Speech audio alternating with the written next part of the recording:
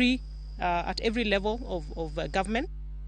Chenro mar kuoyo yadh suna ochakore ayanga e kaunti ma Migori ka chenro ni geto udi mayudore sub counties abich mag kaunti no. Yadh suna e achiel kuom yore ma piny owacho tiyo godo e kedo kod malaria e kaunti ma Migori. Jafwambo marwa George Juma miyo ler mar wachno.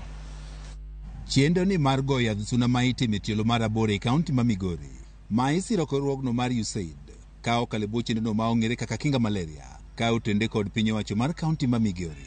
Geto ute maromo gana 164, 410 e sub-counties abich e kaunti ma Migori. Jokanya sekta no mathieth ka otelnegi kod Mawira Mungania matie migao mathieth e piny owacho mamalo ma oriko ni wuo osiptal no ma Nyamaraga e sub-county ma Suna West kamoriko ni yawo ayanga chenro ni mar goyo yadh suna ne ojiwo oganda e kaunti ma Migori mondo korwaki chenro ni.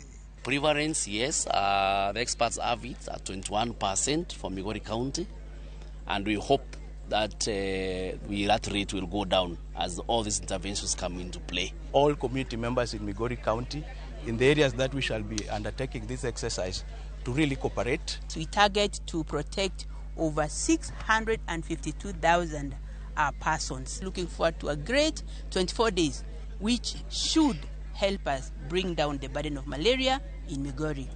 Oganda okon mondo koro were kod miriambo ma osebedo ka ifuongo ni yadh suna ni kelo chwarni ka achiel kod midhiero mamoko. Yadh suna mwago ni bokwachon wadwa ni kwago ne ng'ato yath to en gi myths around it. Nyakwa health educate mondo understand mondo wa listen wawinjane ni en gi challenge mane momiyo kodwar yadh suna. Apisa no ma ochune chenro mar kedo kod malaria e kaunti ma Migori France Ngere ne owacho ni oganda onego ti kod yore duto ma kedo kod tuo mar malaria ma oting'o kata ninde bwonet. Okonyiso ni kwago ute yath to jikoro wetio gi net gigi nyaka dhi kamoro achiel. Lipot yango ni kata beni piny owacho osebiro ka koro chiwo net ne oganda e kaunti ma Migori mana tamalo 60 kende ema nindo e bwonet. Jini gi net to net use Migori County it is not very good. To coverage is very high, over 91%. Kaka sani net mon wachiwo, our coverage is 91.8. Piny owacho medo tiyo kod yore mopogore opogore ma oting'o mano ma chiwo chanjo mar tuo mar malaria kaka yo achiel ma kedo kod tuo mar malaria e kaunti ma Migori.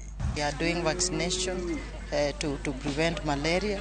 We are doing even environmental management, just taking care of the stagnant water where mosquitoes breed. Kaunti ma Migori en achiel kuom counties e Kenya ma pod itiere kod ting' mapek mar tuono mar malaria. Lipot yango ni 21 mango oganda e kaunti ma Migori gamo tuo mar malaria. George Juma, Ramogi TV, Migori.